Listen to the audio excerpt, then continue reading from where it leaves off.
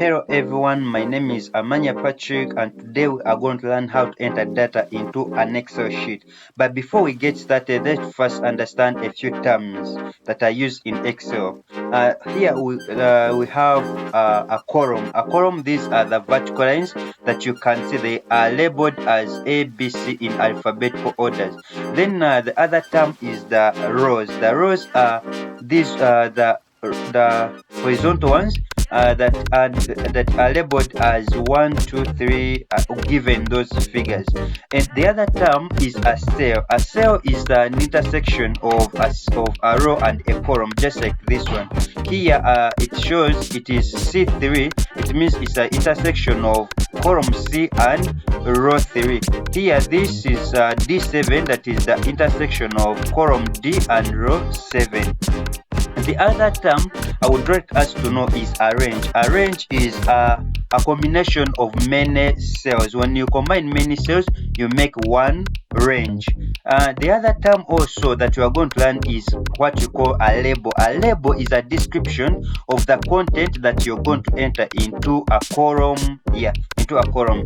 So, for example, here, let me put names.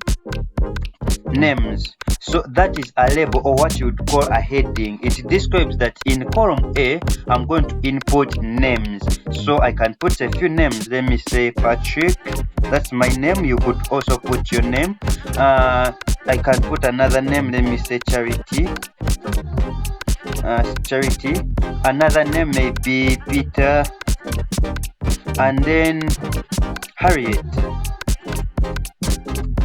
In the next column B, as you can see, this is now B1.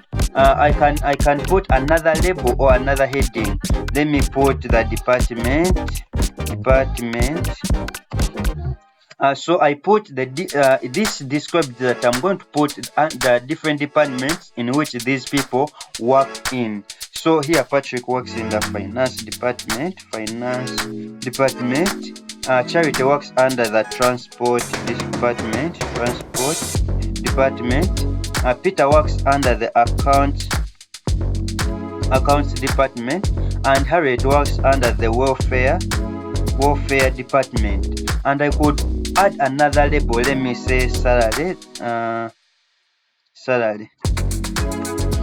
This is a label. It means that I'm going to put in column C then the amount of money that is received by each one of them at the end of the month. Let me say Patrick from the finance earns maybe 567,000 shillings or whichever currency that you're using. Charity from transport department earns maybe 732,000 shillings. Then Peter from accounts department earns